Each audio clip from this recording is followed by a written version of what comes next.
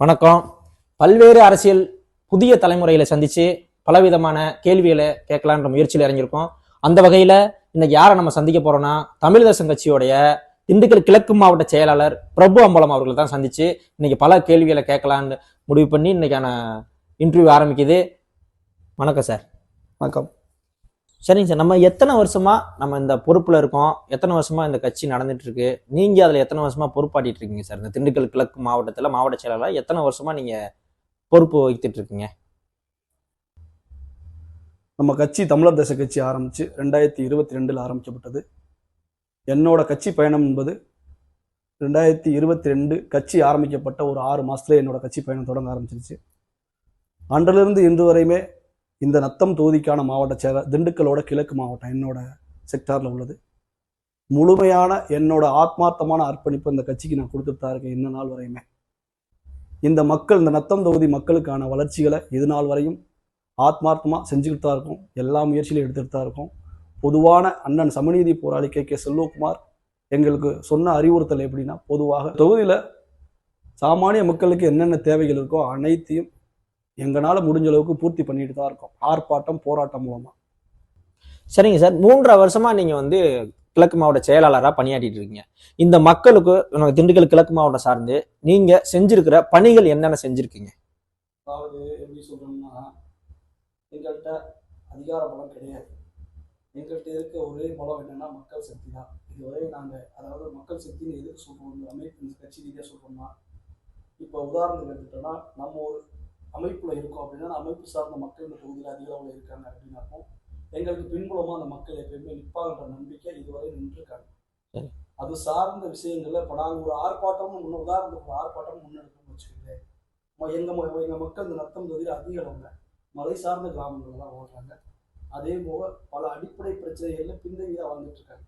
இப்போ மாறி மாறி ஆளுகின்ற இந்த டிஎம்கேவா இருக்கட்டும், ஏடிஎம்கேவா இருக்கட்டும், இந்த மக்களுக்கு இது நாள் வரை ஒரு அடிப்படை பிரச்சனை கூட சரி செய்யாம ஒரு மந்த நிலைமையில தான் நத்தம் தொகுதியை வச்சிருக்காங்க. அதுக்கான போராட்டங்களை தான் நாங்கள் முன்னெடுத்துட்டு இருக்கோம். சரிங்க சார், அந்த மாதிரி நீங்க போராட்டங்கள் முன்னெடுத்தீங்க. எத்தனை கிராமங்களுக்கோ அல்லது நீங்க சொல்ற எத்தனை விஷயங்களை நீங்க இது வரைக்கும் சரி பண்ணி தந்திருக்கீங்க இந்த நத்தம் தொகுதியில? அந்த மக்கள் எங்கள்கிட்ட ஒரு பிரச்சனைன்னு சொல்ல வர்றாங்க. இந்த மக்கள் ரோடு வழியா அவங்களுக்கு சாலை சரியா இல்லை, அந்த ரோட்ல பயணிக்க எங்களால ஒரு அசாத்தியமான பொருள் இருக்கு அப்படின்னா எங்கள்கிட்ட கோரிக்கையா வைப்பாங்க. அப்படின்ற போது நாங்கள் நேராக கலாய்வுக்கு போவோம். அது கலாய்வுக்கு போகும்போது எங்கள் மனநிலைமை இந்த இடத்துல இப்படித்தான் இருக்குன்னு தெரிஞ்சா அடுத்த செகண்ட் யோசிக்காம எந்த ஒரு அலுவலகமாக இருந்தாலும் அதிகாரப்பூர்வமா எங்களோட தனித்துவமான நற்றுப்பெயர்ல ஒரு ஆர்ப்பாட்டமோ போராட்டமோ அந்த சூழ்நிலைக்கு தகுந்தமான ஆர்ப்பாட்டத்தை நாங்கள் அறிவிப்போம். அதுக்கு உதாரணமா கடைசியா ஒரு 2 மாசத்துல நடந்த ஒரு சின்ன நிகழ்வு உங்களுக்கு நான் சொல்றேன் கேளுங்க. எங்க மேல மலையூர், அதாவது கரந்தமலையூர்ன்ற ஒரு கிராமத்துல கிட்டத்தட்ட ஒரு 5000 குடும்பம் வசிக்கிறாங்க.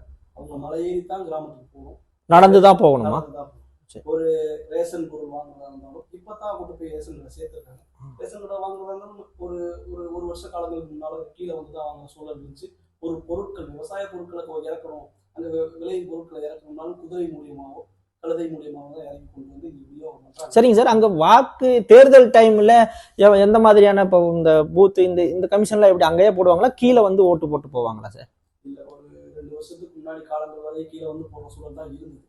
இப்ப நம்ம தமிழர் தேச கட்சி வந்ததுக்கு அப்புறம், பல ஆர்ப்பாட்டங்கள் நடத்துனதுக்கு அப்புறம் இந்த மக்களோட குறைகளை தமிழ்நாடு அளவுல கொண்டு போய் ரீச் பண்ணி அந்த இடத்துல அவங்களுக்கு என்ன அடிப்படை தேவைகள், அப்படி இவ்வளவு பிரச்சனைகளையும் பின்தங்கி வாழ்றாங்க அப்படின்றத கொண்டு போய் சேர்த்ததோட விளைவு இன்னைக்கு அவங்களுக்கு ஒரு சாதாரணமான சூழ்நிலையை உருவாக்கிட்டாங்க. இப்ப மக்கள் சாதாரணமா விளை பொருட்களை கொண்டு வரதுக்கு ஒரு வழி தடமாவே நமக்கு கவர்மெண்ட் பண்ணி கொடுத்துருக்காங்க. சரி சார், அது சாலை வசதி அமைக்கிறதுக்காக நீங்க போராட்டங்கள் முன்னெடுக்கலாமே, அந்த மலையூர் கிராமங்களுக்கா இருக்கட்டும், போராட்டங்கள் நீங்க முன்னெடுத்திருக்கோம் கட்சி சார்ந்து? தமிழர் தேச கட்சி சார்ந்து இந்த போராட்டங்களை ஆல்ரெடி 2 முறை முன்னெடுத்திருக்கோம். ஒன்று மாவட்ட ஆட்சியர், திண்டுக்கல் மாவட்ட ஆட்சியர் அலுவலகம் முன்னாடி ஒரு போராட்டத்தை முன்னெடுத்திருக்கோம். நத்தத்தோட 4 வழிச்சாலையில ஒரு ஆர்ப்பாட்டத்தை முன்னெடுத்திருக்கோம். அதோட விளைவா இன்னைக்கு அந்த மக்கள் சராசரியா சாமானிய மக்கள், நம்ம கீழே வாழ்ற மக்கள் பயன்படக்கூடிய அளவுக்கு அந்த மலையிலையும் ரோடு வசதி பண்ணி கொடுத்து செய்யறதுக்கான வேலையில் நடந்துட்டு இருக்கா, இல்ல ஸ்டார் சோலையை போட்டா? அதாவது 50% நடந்து முடிஞ்சிருச்சு. இன்னைக்கு சாதாரண சூழ்நிலையில மக்கள் பயணிக்க ஆரம்பிச்சிட்டாங்க. சாதாரண பயணிக்கிறாங்க. நீங்க அதை கண்காணிக்கிறீங்களா? இல்ல கண்காணிச்சிட்டு காலங்கள்னால கொஞ்சம் தொய்வா அந்த வேலைகள் போயிட்டு இருக்கு. கண்டிப்பா இந்த 2026 முடிஞ்சதுக்கு அப்புறம் அந்த வேலையில கொஞ்சம் துரிதப்படுத்திருக்காங்க. ஏன்னா நம்ம கட்சி வேலைகளும் போயிட்டு இருக்கனால நம்மளும் அதனால அதையும் நாங்கள் விட்டுற போறதில்ல. அதையும் நாங்கள் கண்ணா கண்ணா பார்த்துட்டு இருக்கோம். அந்த இடத்துல வேலைகள் எப்படி போயிட்டு இருக்கு, எப்படி மக்கள் பயணிச்சுட்டு இருக்காங்க. எங்களோட வேலை என்ன, அண்ணன் கே சொன்ன மாதிரி மக்களோட நலன் தான், சந்தோஷம் தான் எங்களோட சந்தோஷமும் நலன். இப்போ நீங்க இப்போ இந்த மலையூர் கிராமத்துக்கு மட்டும்தான் நீங்க இந்த மாதிரி வேலை செஞ்சிருக்கீங்களா? வேற ஆர்ப்பாட்டங்கள் இந்த போராட்டங்கள் சொன்னீங்க இல்லையா, அந்த மாதிரி ஏதாவது நீங்க சிறை அந்த மாதிரி ஏதாவது சிறை பிரச்சனைகள் அந்த மாதிரி ஏதாவது சந்திச்சிருக்கீங்களா? இப்ப ஜெயில போட்டாங்க, வழக்கு போட்டாங்க, அந்த மாதிரியான பிரச்சனைகள்லாம் நீங்களோ இல்ல உங்க பொறுப்பாளர்களோ உங்களுக்கு கீழே இருக்கவங்களோ ஏதாவது சந்திச்சது உண்டா? தொடர்ச்சியா எங்களுக்கு எப்படின்னா, இந்த அமைப்பு ரீதியாவோ இந்த கட்சி ரீதியாவோ எப்போ ஒரு மக்கள் பிரச்சனைக்கு போய் ஒரு ஆர்ப்பாட்டம் போராட்டம்னு ஒரு அலுவலகத்துக்கு முன்னாடி நாங்கள் முன்னெடுத்தாலுமே எங்க மேல வழக்கு விழுகிறது இயல்பு தான். எந்த அமைப்பாக எந்த கட்சியாக இருந்தாலும் இயல்பு தான். அதுக்காக சிறை செல்வது என்பது இதுக்கெல்லாம் தயாராகித்தானே இந்த இடத்துக்கு வந்து நிற்கிறோம். மக்களுக்கான பிரச்சனையை முன்னெடுக்கும் போது சிறை செல்வது என்பது மக்களுக்கான கோரிக்கையை வைக்கத்தானே நம்ம சிறைக்கு போறோம். இல்ல சார், இப்ப உங்களை சிறைப்படுத்துறது உங்களை ஒரு தொய்வடையற்கான வேலையா தானே இருக்கும். அப்போ நீங்க எப்படி அதை அவ்வளவு ஆக்ரோஷமா வீரமா நீங்க எப்படி செயல்பட்டுட்டே இருக்க முடியுமா? தொடர்ந்து எங்கேயாவது ஒரு இடத்துல சிக்கல் சிரமம் நீங்க யோசிக்க வேண்டாம், கீழே இருக்க பொறுப்பாளர்கள் எல்லாம் எல்லாரும் யோசிக்க ஆரம்பிப்பாங்கல்ல. மக்கள் பிரச்சனை நாங்க முன்னெடுத்து ஆர்ப்பாட்டம் நாங்க நடத்துறோம் அப்படின்னா அந்த ஆர்ப்பாட்டத்தின் வாயிலா நாங்க ஒரு வெற்றி காண்கிறோம்னு வச்சுக்கோங்களேன். அந்த சிறை என்பது அந்த வெற்றிக்கு முன்னாடி தோல்வி. சிறைக்கு போயிட்டு வெளியே வரும்போது அந்த மக்களுக்கான பிரச்சனைக்காக போராடி அந்த வேலைகள் நடந்து முடிஞ்சிருது அப்படிங்கும் போது எங்களுக்கு அதை விட சந்தோஷம் என்ன இருக்கு. அதுக்காண்டி நாங்கள் 100 தடவை கூட நாங்கள் ஜெயிலுக்கு சிறைக்கு போக நாங்கள் தயாராக இருக்கோம். எங்களை அப்படித்தான் அண்ணன் கேகேசி வளர்த்து வச்சிருக்காங்க. 100 பொறுப்பாளர் கிடையாது. இந்த என்னோட கிழக்கு மாவட்ட அண்டர்ல 120 பொறுப்பாளர் இருக்காங்க. 120 பேருமே வழக்கு வாங்கிட்டு தான் இருக்காங்க. இதுவரையும் அவங்க பகுதிகளில் நடக்கிற அந்தந்த அடிப்படை பிரச்சனைகளை இந்த நாள் வரையும் எந்த ஒரு தொய்வும் இல்லாம பார்த்துட்டு தான் இருக்காங்க. அது எதுக்கு நாங்க ஏன் தொய்வடையாம வேலை பார்க்கணும் அப்படின்னு நீங்க சொல்றதுக்கு நான் ஒரு விளக்கம் சொல்றேன். எங்களுக்கு தொய்வு என்பது இந்த வெற்றியின் மூலமா அந்த தொய்வு எங்களுக்கு தெரிய மாட்டேங்குது. எல்லாத்தையும் முழுமையா நாங்க அந்த எங்களை எவ்வளவு தூரம் அரசியல் முடக்கங்களை ஏற்படுத்தினாலும் அந்த வெற்றி காண்கும் போது அந்த அரசியல் முடக்கங்கள் எல்லாம் தாண்டி உடச்செறிந்து தகர்த்தெறிந்து அந்த மக்களுக்கான தேவைகளை நாங்க பூர்த்தி பண்ணுவோம். சரிங்க சார், இப்போ தமிழ்நாட்டுல ஏகப்பட்ட கட்சிகள், அண்ணா திராவிட முன்னேற்ற கழகம், இந்த மாதிரி பலவிதமான கட்சிகள் இருக்கு. இப்போ நீங்கள் கட்சி ஆரம்பிச்சு தனி கொடி தனி கட்சி இப்படி போறதுனால என்ன பயன்பாடு, நீங்க என்ன நோக்கத்தோட அந்த கட்சி ஆரம்பிச்சு என்ன வேலைக்காக இதை செஞ்சுட்டீங்கன்னு ஏதாவது தெரிஞ்சுக்கலாமா? இப்ப நீங்களே சொல்றீங்க மாத்தி மாத்தி இந்த திராவிட கட்சிகள் ஆளுன்னு சொல்றீங்க.